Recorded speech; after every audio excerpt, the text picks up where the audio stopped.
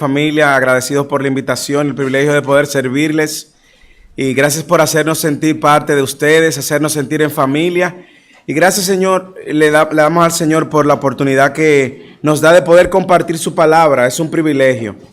Y hoy, como bien decía el pastor Iván, también a quien agradecemos por habernos extendido la invitación, vamos a la segunda plenaria que cierra esta jornada, ya mañana terminamos con la última plenaria, sería Firmes en la Verdad. Pero esta, luego de haber escuchado la excelente exposición del pastor Mateo acerca de la verdad del Evangelio, es bueno que veamos ahora la verdad de Cristo.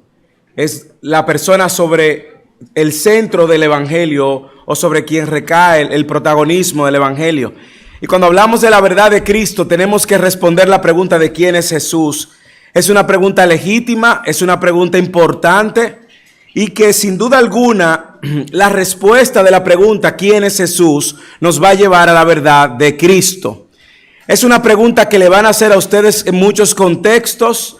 Ustedes van a ver documentales de personas refutando acerca de la persona de Jesús, negando la historicidad de Jesús, o otros cuestionando la divinidad de Jesús. Y es nuestra oración que al final de esta plenaria, nuestros corazones salgan llenos de gozo, de alegría, de entusiasmo para proclamar las verdades del Evangelio y exaltar la persona de Cristo. Es mi oración que el Espíritu Santo tome toda su palabra, la haga detonar en nuestros corazones y que la persona de Cristo se vea grande, grande, grande y el predicador más chiquito de lo que es. Así que oramos por eso. Como le decía, la pregunta de quién es Jesús, usted la va a encontrar en cualquier contexto, un contexto secular, familiar, de amigos, en cualquier contexto, en la televisión, en los medios, todo el mundo emitiendo una opinión acerca de quién es Jesús. Y de hecho, Lucas capítulo 9, versículo 18, le invito a que vaya allá, Lucas capítulo 9, versículo 18, sucede algo interesante donde vemos a Jesús haciendo esa pregunta. Imagínense Jesús preguntándole a sus discípulos, ¿quién dice la gente que es Jesús? Y en el capítulo 18, voy a leer hasta el 20, del capítulo 9, aconteció que mientras Jesús oraba aparte, estaban con él los discípulos y les preguntó diciendo, ¿quién dice la gente que soy yo?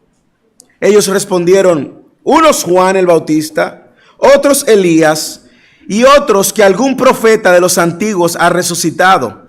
Él les dijo, ¿y vosotros? ¿Quién decís que soy yo? Entonces Pedro respondió y dijo, el Cristo de Dios. 21. Pero él les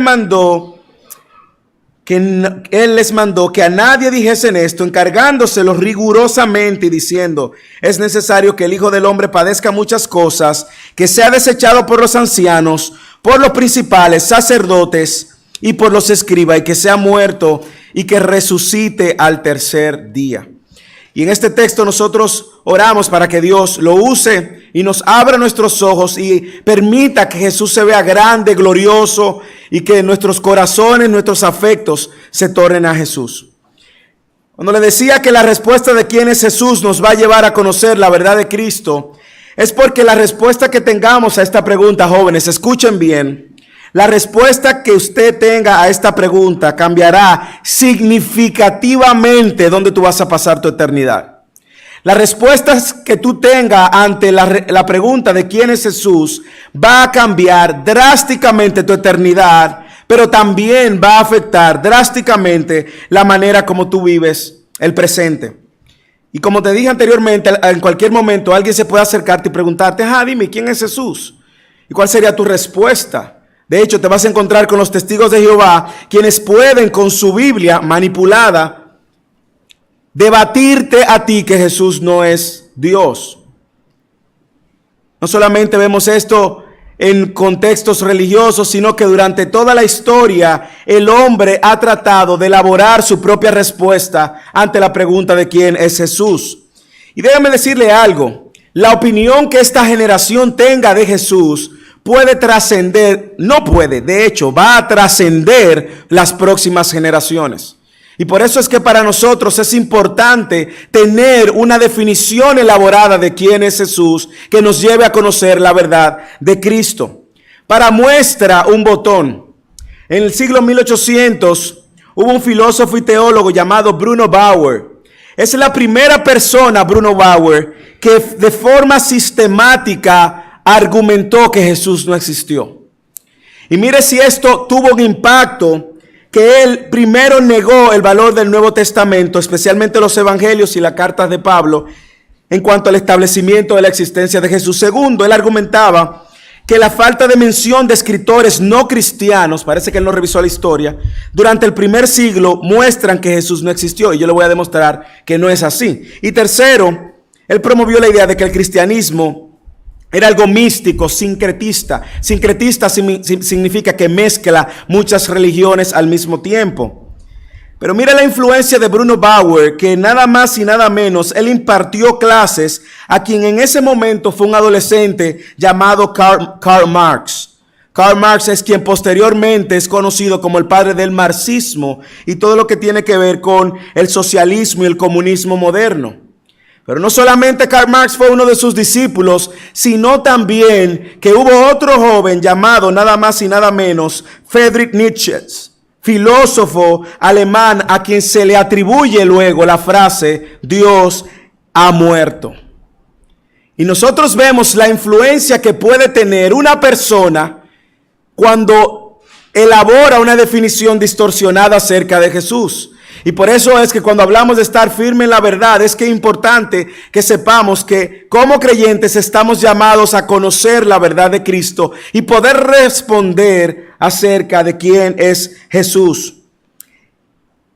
La historia demuestra que Jesús existió. Es uno de los principales argumentos que debemos de establecer, y es que la historia misma lo demuestra. No solamente el Nuevo Testamento, que en sus 27 libros proclaman, verifican y a menudo asumen la historicidad de Jesús, sino que también el Nuevo Testamento es el documento histórico más confiable que existe en la humanidad. Solamente tiene más de 26.970 copias de manuscritos o partes del Nuevo Testamento.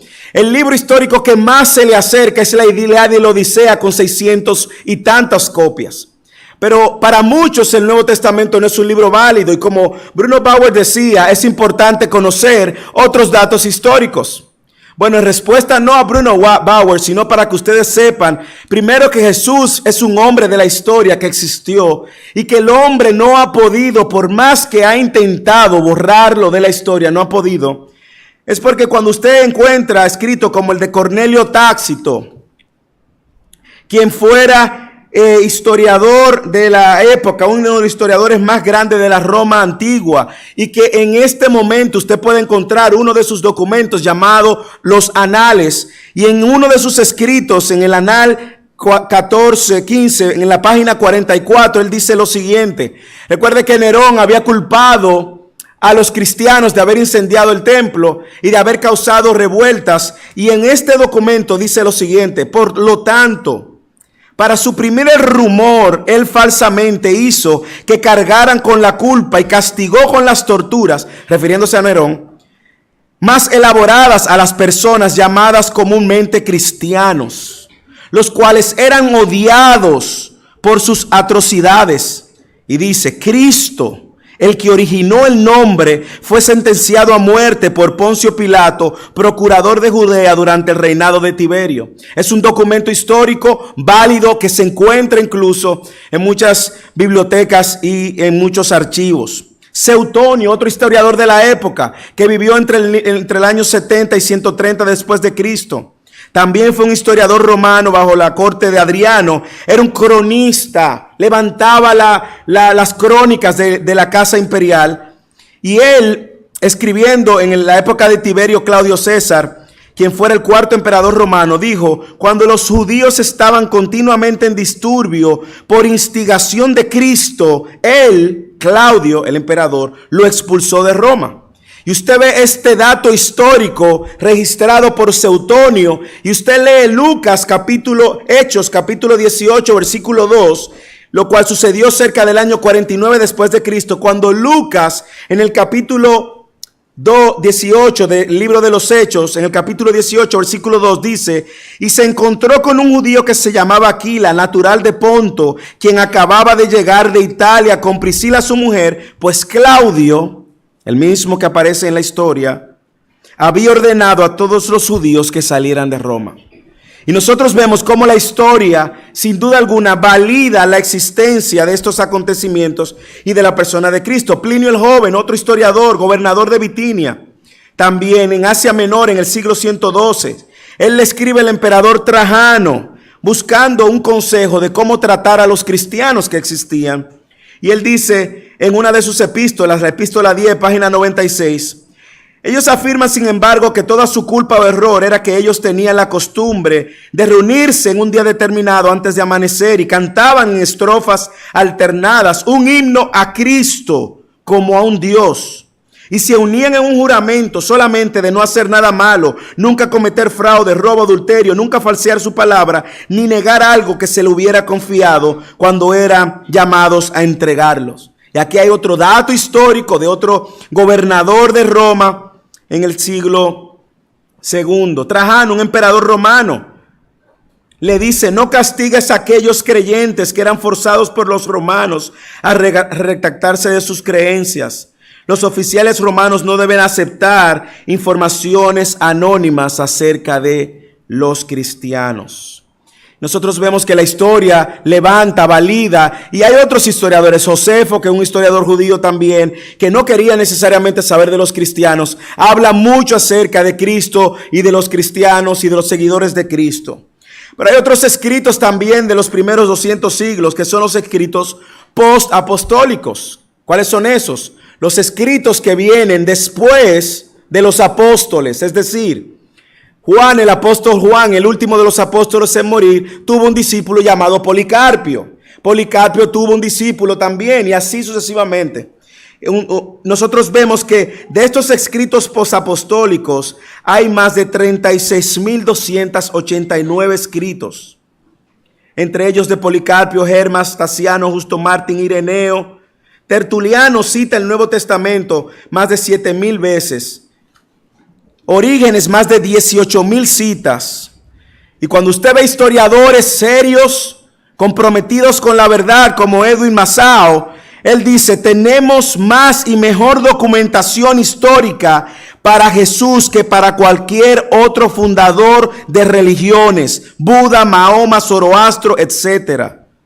Y él dice: a partir de los escritos del Talmud, Josefo, Plinio el Joven, Tácito, podemos concluir: 1, que Jesús existió; 2, que fue maestro judío; 3, que mucha gente creyó, que sanó e hizo milagros; 4, que fue rechazado entre los líderes religiosos; 5, que fue crucificado por Poncio Pilato; 6, y a pesar de lo vergonzoso de su muerte, sus seguidores que creían que estaba vivo se esparcían más allá de Palestina; y 7, toda clase de persona, dice Masao, lo adoraban como a Dios. Y esta información él la saca del Talmud, de Josefo, de Plinio el Joven, de datos extrabíblicos. Las evidencias son muy concluyentes. Jesús vivió realmente entre nosotros y realizó obras poderosas, de modo que hasta las fuentes más hostiles y no cristianas lo confirman. La verdad de Cristo es que Cristo primero históricamente existió.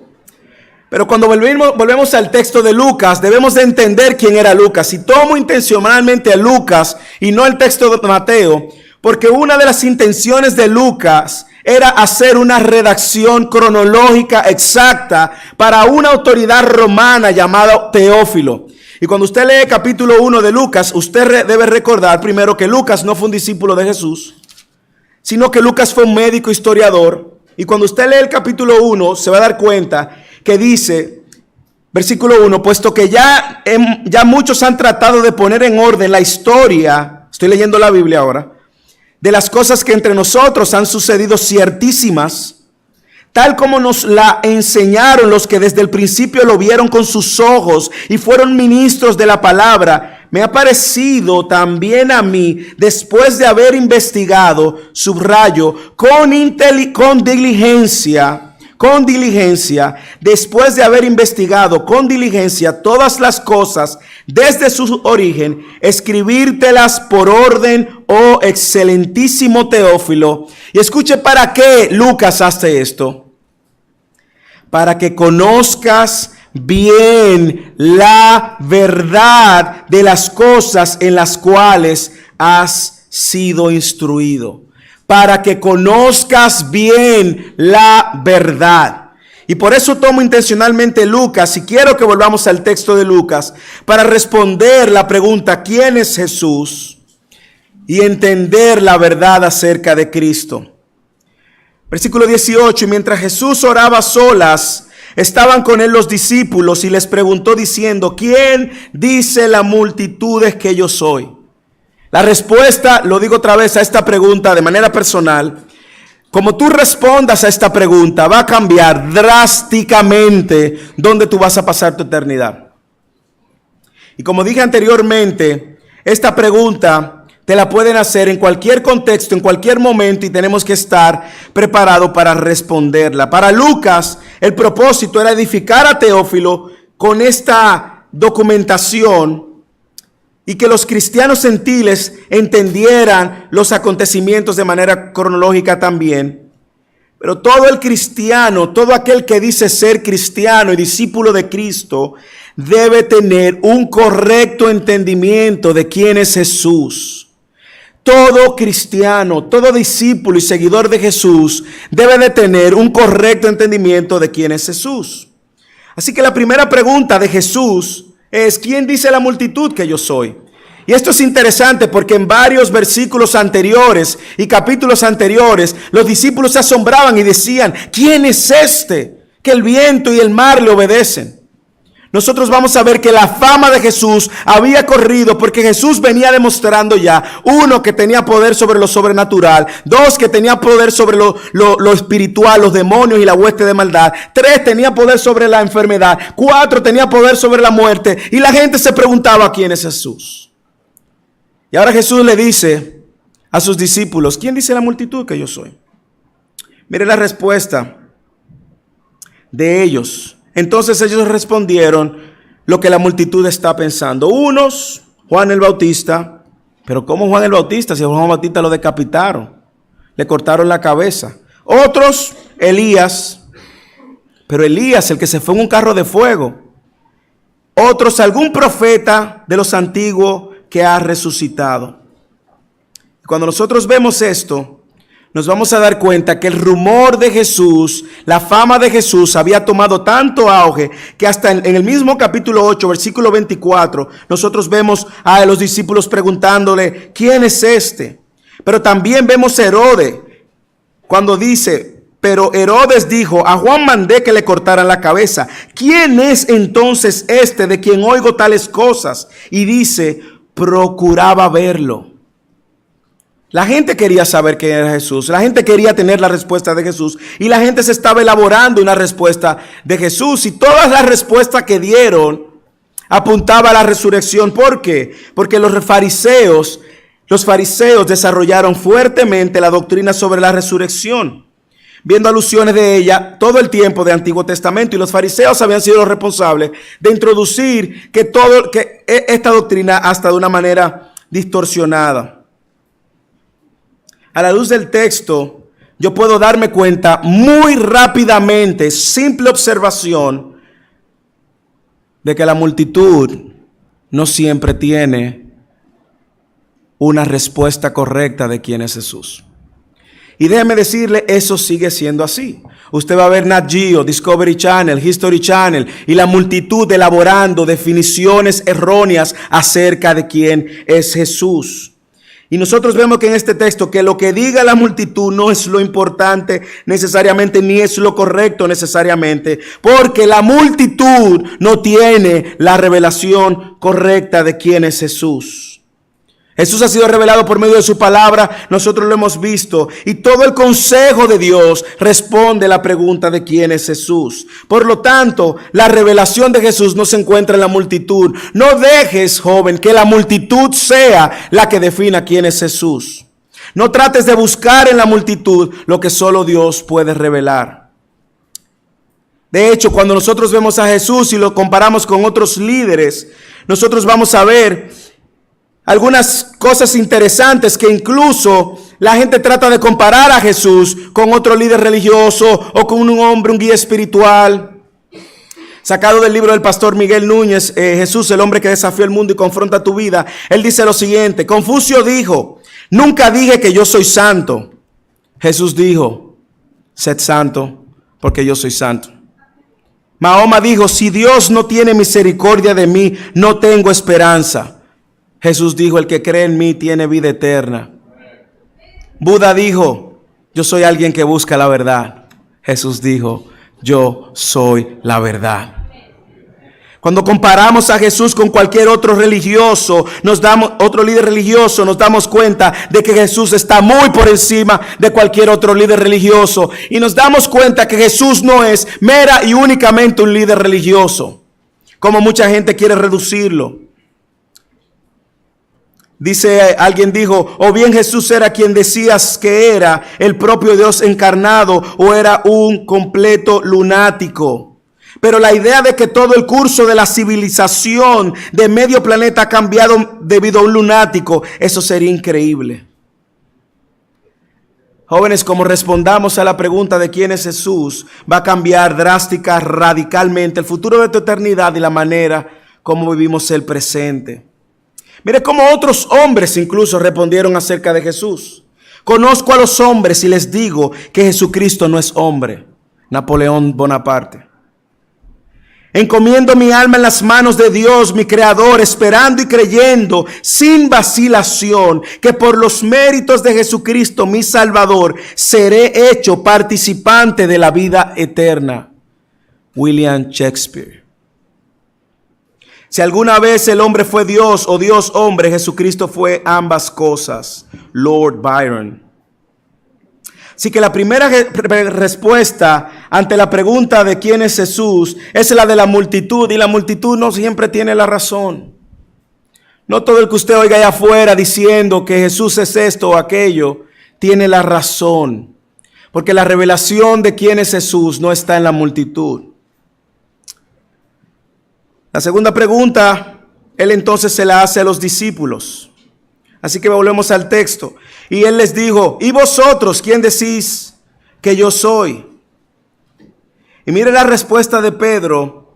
Y Pedro respondiendo dijo, el Cristo de Dios. El Cristo de Dios. En el texto paralelo, es decir, uno de los evangelios que narra la misma historia, Mateo 16, 17, cuando él respondió, tú eres el Cristo, aquel texto paralelo de Mateo dice, y Jesús respondiendo le dijo, bienaventurado eres Simón, hijo de Jonás, porque esto no te lo reveló carne ni sangre, sino mi Padre que está en los cielos. La revelación de quién es Jesús viene de Dios. Solo Dios puede darnos un entendimiento correcto de quién es Jesús. Solo Dios puede abrir nuestros ojos y darnos cuenta que Jesús era el Cristo, es el Cristo. Recuerde que en el capítulo 5 del mismo Evangelio de Lucas, versículo 8, Pedro había caído a los pies de Jesús en el momento de la pesca milagrosa y le dijo, apártate de mí, Señor, porque soy un hombre pecador. En Juan capítulo 6, en el versículo 60 en adelante, recuerda cuando Jesús está diciendo palabras fuertes a un grupo de discípulos. En el versículo 66 dice del capítulo 6 que muchos de los discípulos le abandonaron porque encontraron fuerte las palabras que Jesús había dicho. Y usted sabe qué hizo Pedro. Jesús le pregunta, ¿y ustedes también quieren irse? Y Pedro responde, ¿a quién iremos? Tú tienes palabra de vida eterna. Pero cuando usted lee Lucas detenidamente, usted se va a dar cuenta que Lucas intencionalmente viene aplicando la palabra de Jesús como Mesías. El título de Jesús se lo viene aplicando de manera consistente en el nacimiento, por ejemplo. En el capítulo 2, versículo 11 del mismo Lucas, dice, porque ha nacido hoy en la ciudad de David un Salvador que es Cristo el Señor. Nosotros vemos que cuando en el capítulo 2, versículo 26, Simón en el templo dice, versículo 26, y por el Espíritu se le había revelado que no vería muerte sin antes ver al Cristo, el Señor. No solamente eso, en el capítulo 4 del mismo Evangelio de Lucas, versículo 41, vemos los demonios reconociendo que Él era el Cristo. También dice, también salían muchos demonios gritando, diciendo, tú eres el Hijo de Dios. Pero Jesús, reprendiéndoles, no le permitía hablar porque sabían que Él era el Cristo. Y no cualquier Cristo. Él era el Cristo de Dios, haciendo hincapié a que Jesús era el ungido de Dios y había sido designado por Dios, ese Mesías que el pueblo judío estaba esperando por años. Y la declaración de Pedro es importante. ¿Por qué? Porque ¿qué significa que Jesús es el Cristo? Bueno, lo primero que tendríamos es que ver que Él era el Mesías esperado, basado en todas las profecías del Antiguo Testamento. Y los judíos, muchos incluso a esta fecha, no han podido ver y reconocer a Cristo como el Mesías, el Salvador, el Señor.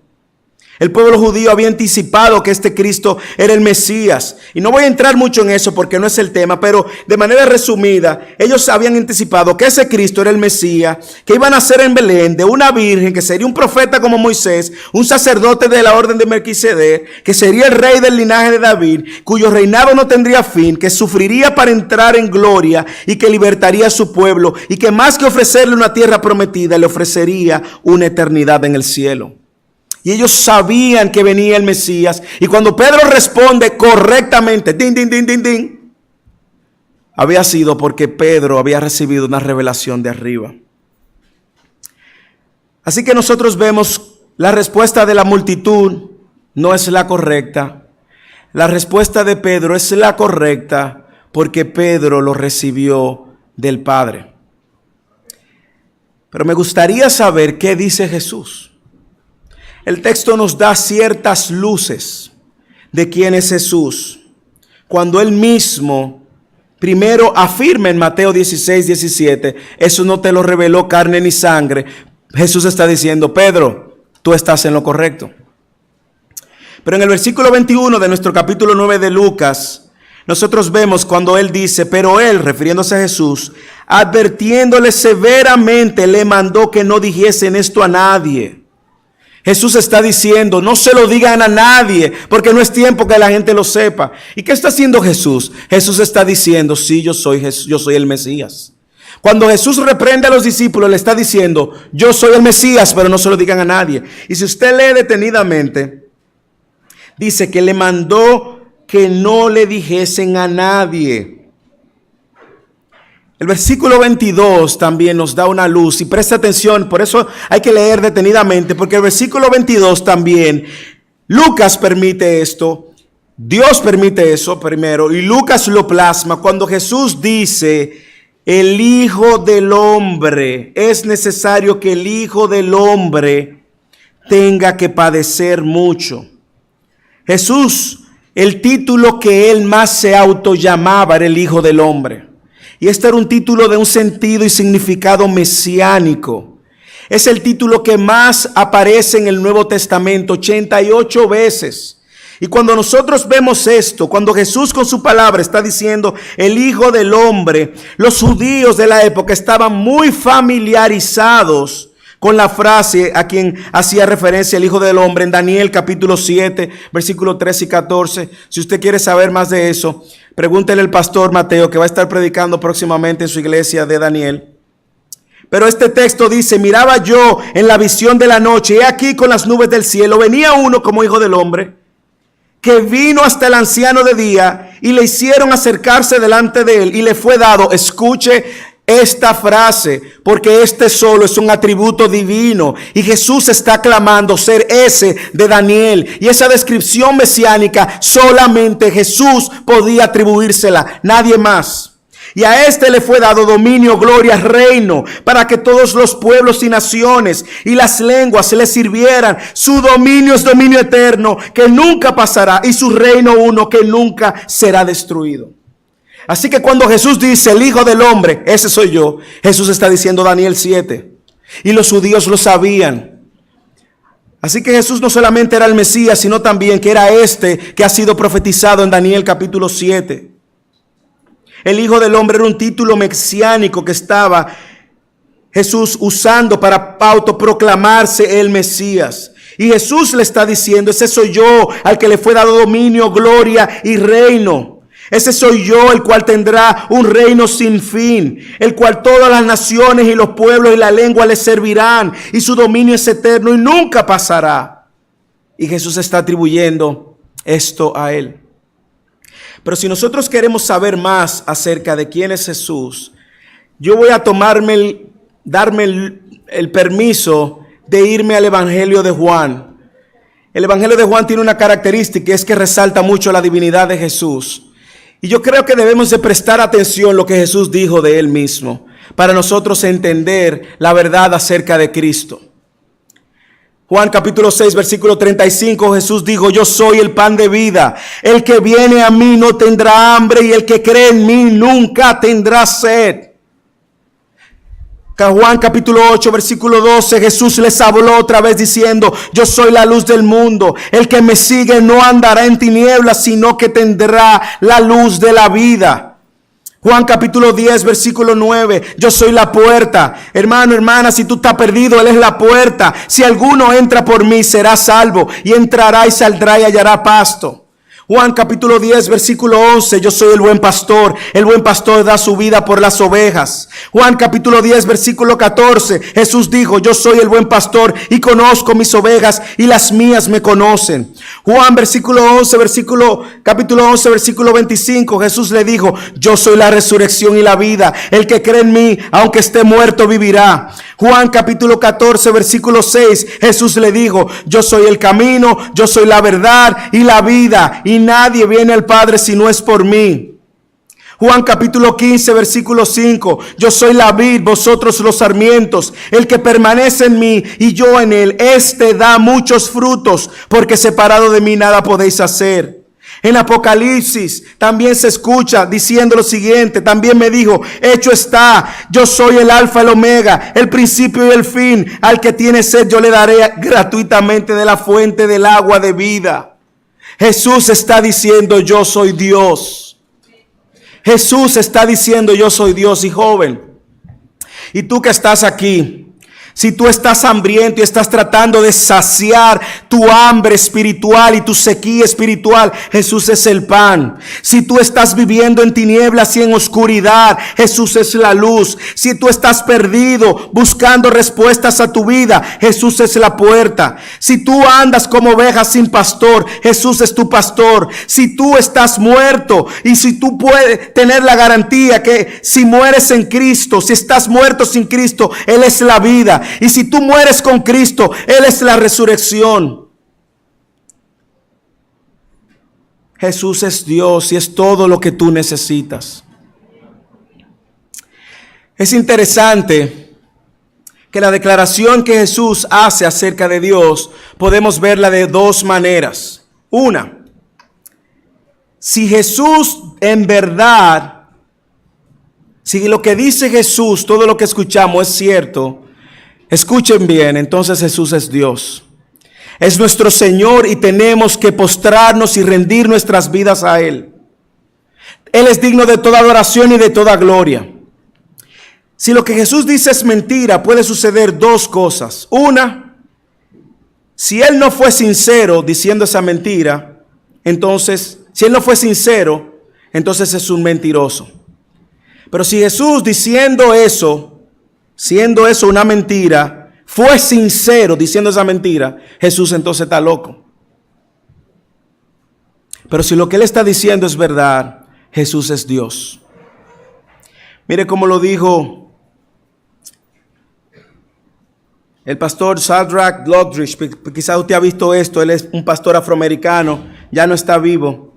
Pero mira cómo él lo describe. Él describe a Jesús como su único rey. Quizás usted ha visto esto en las redes sociales. Él dijo, Jesús es el alfa, el omega, el Hijo de Dios. Él es el rey de los judíos, el rey de Israel, el rey de los gentiles. Él es el rey de justicia, rey de los tiempos, rey de los cielos, rey de gloria. Jesús es único. Quien suple tus fuerzas, quien te perdona, quien te restaura, el único que salva, el que te guarda y te guía, sana al enfermo, liberta a los cautivos, defiende al desamparado, Rey soberano, Rey de reyes, Señor de señores. Jesús es único. Su amor es ilimitado. Dios fuerte, Dios santo, Dios poderoso, Dios de la gracia, Dios misericordioso, Salvador de los pecadores, centro de la historia. Él es la verdad y el único y suficiente Salvador. Ama al perdido, fuente de sabiduría. Jesús es único. La puerta de la libertad, el camino de la paz, la vía de justicia. Sus bondades no tienen límites. Su misericordia es para siempre. Los judíos no pudieron pararlo. Pilato no encontró falta en él. Herodes no pudo matarlo. La tumba no pudo detenerlo y la muerte no pudo vencerlo, porque Jesús es único. Si Jesús es quien dijo ser, eso nos presenta una gran realidad, y es que Jesús es Dios. Y es el único capaz, joven, de salvarte, perdonarte. Es el único capaz de reconciliarte con Dios. Es el único capaz de darte vida, porque sin Él estás muerto. Es el único capaz de resucitarte y darte la vida. Es el único capaz de llevarte al Padre, porque Jesús es Dios. Así que mire lo que Jesús dice de sí mismo. Pero no es suficiente con quedarnos con la idea de quién es Jesús. Nosotros tenemos que entender qué vino a ser Jesús. El versículo 21 dice: el Hijo del Hombre tiene que padecer mucho y ser rechazado. Tiene que padecer, el Hijo del Hombre, es necesario que el Hijo del Hombre padezca muchas cosas y sea desechado por los ancianos, por los principales sacerdotes y por los escribas, y que sea muerto y que resucite al tercer día. Esta frase Jesús se la venía diciendo a los discípulos, porque no es suficiente saber que Jesús lo es todo y que es Dios. Es importante que sepamos por qué Jesús vino a hacer lo que Él vino a hacer y qué vino a hacer. En el capítulo 9, el mismo capítulo 9, en el versículo 44, Jesús dice a sus discípulos: haced que estas palabras entren en vuestros oídos, porque el Hijo del Hombre va a ser entregado en manos de los hombres. En el capítulo 24, versículo 6, cuando el ángel se le aparece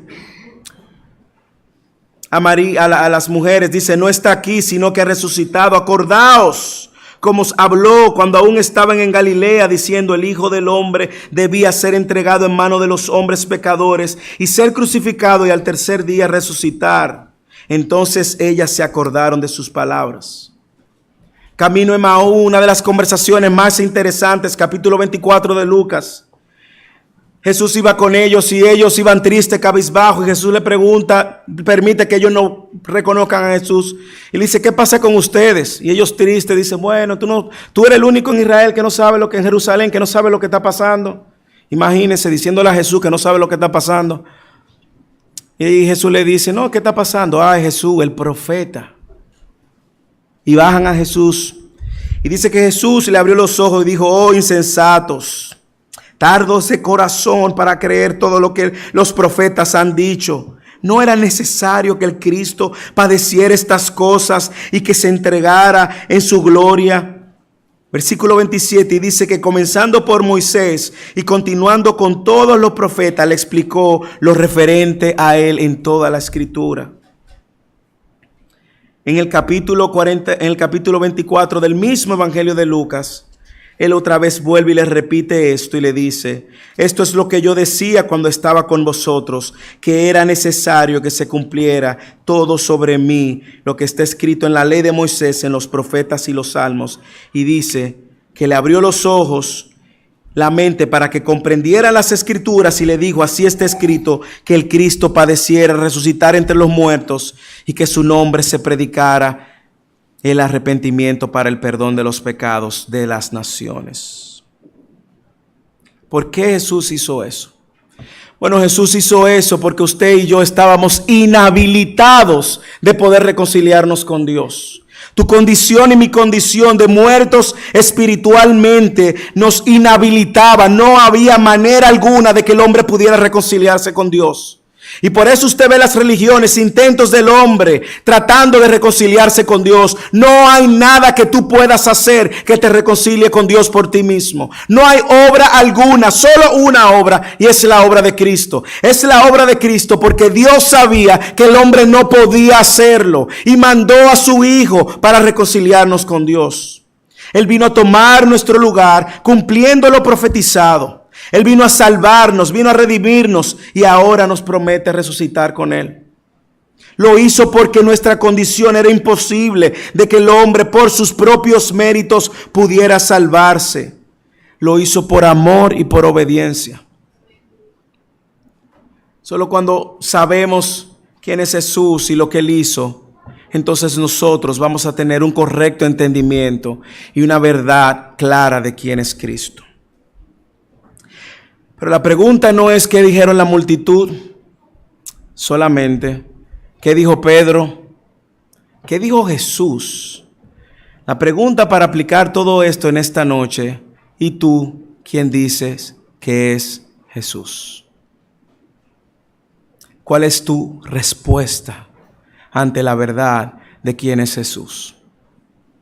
Muchas veces nosotros no tenemos una idea clara de quién es Jesús y por eso no adoramos correctamente, no vivimos la fe correctamente, no proclamamos la verdad correctamente, sencillamente porque no tenemos un correcto entendimiento de quién es Jesús. Así que si tú eres cristiano, esta es mi oración, de que vivamos una vida que sea coherente con la obra de Cristo y lo que Él hizo. Probablemente tú sabes quién es Cristo y lo que Él hizo, pero tu vida muchas veces no es coherente con esta verdad. Y si hoy nosotros tuviéramos que armar un rompecabezas y las piezas que tuviéramos en las manos serían las acciones tuyas, cómo respondes cuando estás bajo estrés, cómo respondes cuando estás en la tentación, cómo tratas a tu prójimo, a tu cónyuge, a tus hijos, a tu compañero. Si esas fueran las piezas del rompecabezas y la armáramos, esas piezas describirían claramente lo que es Cristo en ti. Si mi vida no es coherente con la verdad de quién es Cristo y lo que Él hizo por mí, yo debo de cuestionar y revisar mi fe. Si mi vida no es coherente con la verdad de quién es Cristo y lo que Él ha hecho en mí, yo debo de evaluar seriamente mi fe. Porque al final del día nosotros podemos hacer una declaración correcta de quién es Jesús, igual que los demonios, pero en nuestra vida negar eso. Así que vivamos coherentemente. Segundo, la manera como vives tu fe habla de quién gobierna tu vida. O Cristo gobierna tu vida o tú gobiernas tu vida. La pregunta es: ¿quién gobierna tu vida? Como cristianos estamos llamados a vivir una vida cristocéntrica, no yo-céntrica. Recuerda que Cristo es la razón, y nos decía el pastor que el Evangelio es la razón también para nosotros vivir de manera que venzamos. Hemos sido capacitados por medio del Evangelio y ese Evangelio encuentra raíz en la obra de Cristo. Y Cristo es la razón por la cual yo muero a mi viejo hombre. Cristo es la razón para vivir una vida que glorifique su nombre. Y Cristo es la razón para que yo proclame su nombre. Si eres creyente también, yo te invito, y tienes un concepto claro de quién es Jesús, yo te invito a que seas intencional en proclamar las verdades de Jesús. Que no te calles, que hables a tiempo y afuera de tiempo, que no te calles de quién es Jesús, que te sientas orgulloso y que proclames la verdad de quién es Jesús, pero sobre todo que vivas como un creyente que realmente ama y sigue a Jesús. La palabra cristiano aparece por primera vez en Antioquía. 2 veces aparece esa palabra en la Biblia, pero la primera vez aparece en Antioquía. Anteriormente se llamaban los del camino, y le llamaban los del camino porque Jesús había dicho que Él era el camino. En Antioquía es la primera vez que le llaman cristianos, porque andaban como Cristo, hablaban como Cristo, testificaban como Cristo, y la gente empezó a decirle: estos son pequeños Cristos, estos son cristianos. La pregunta es si nosotros andamos y vivimos de una manera que la gente pueda decir: ese es un cristiano. Seamos intencionales en que nuestras vidas también proclamen las verdades acerca de Cristo. No solamente decir que yo soy cristiano, sino que mi vida sea un reflejo de que Cristo es el Señor de mi vida.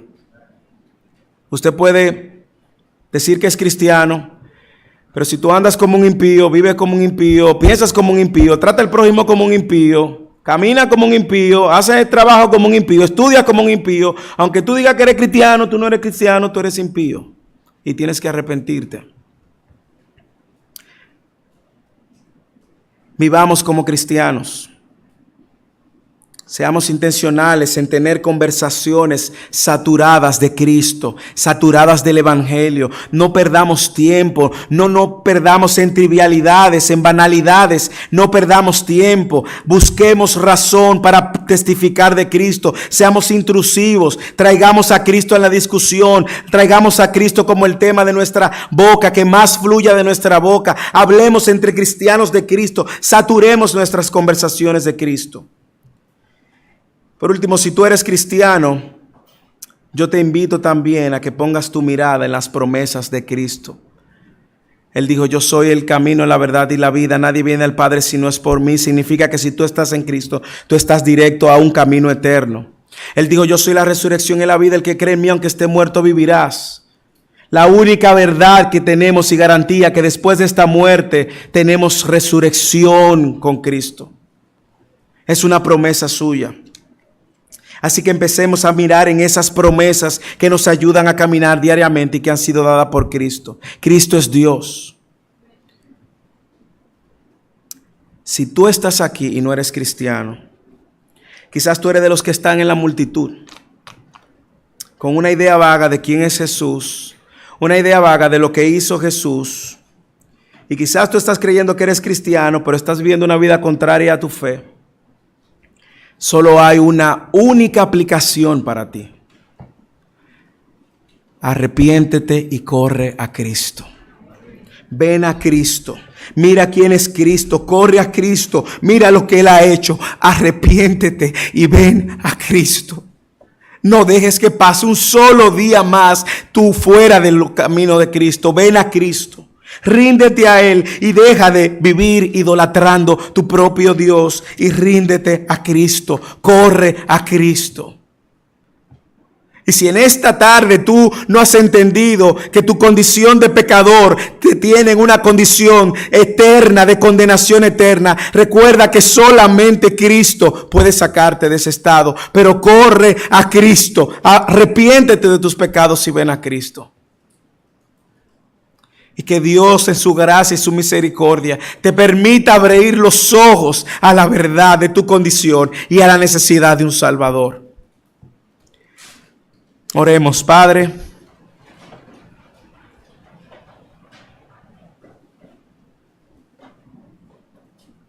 Yo te pido por aquellos que quizás no te conocen. Aquellos que quizás creen que te conocen y no te conocen. Ten misericordia, Señor. Ten misericordia, Señor. Ten misericordia, sálvalos, Señor, ten misericordia. Padre, que la palabra que ha sido predicada por el pastor Mateo y la palabra que ha sido predicada durante estos días y hoy sea un instrumento para abrir su corazón y traerlos al arrepentimiento. Ten misericordia, Señor, de aquel que no te conoce. Sálvalos, Señor, o sálvalas. Yo te pido, Señor, por aquellos que ya sí te conocen. Ayúdalos a vivir en una plenitud. Ayúdalos, Señor, a entender la grandeza de tu nombre, que tú eres digno de toda adoración, todo sacrificio. Toda honra, toda gloria, Señor.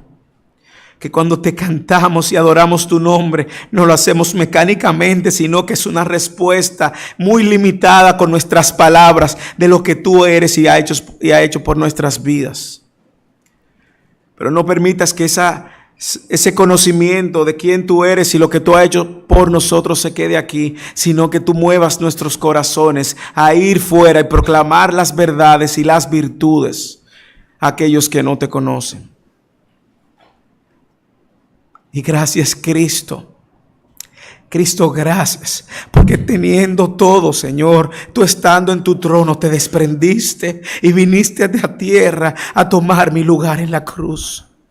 Yo era quien merecía estar en la cruz, Señor. Pero tú, santo, 100% santo, 3 veces santo, tomaste el lugar del pecador, Señor, y cargaste con toda la ira de Dios para que no cayera sobre mí. Gracias, Cristo. Gracias, Cristo. Porque no moriste y quedaste muerto, sino que al tercer día, conforme a las Escrituras, resucitaste y ahora estás sentado a la diestra del Padre. Y estás ahí gobernando, Señor. Y aquí está tu iglesia esperando tu retorno. Aquí está tu iglesia diciéndote: vuelve Cristo. Vuelve Cristo por tu pueblo. Aquí estamos clamándote, Señor. Haz que nuestros corazones diariamente recuerde que sencillamente somos peregrinos de esta tierra, extranjeros en este mundo, y que nuestro reino nos aguarda junto a ti, Señor. Ayúdanos a vivir de manera coherente, que honremos tu nombre y que nuestro andar exalte, glorifique y entrone tu nombre. Que la manera como vivimos, Señor, haga que otros vean a Cristo y no a nosotros. Ayúdanos en nuestra debilidad. Y haz que esta generación de jóvenes, Señor, sea una generación comprometida con proclamar tu nombre y tu evangelio. En el nombre de Jesús. Amén.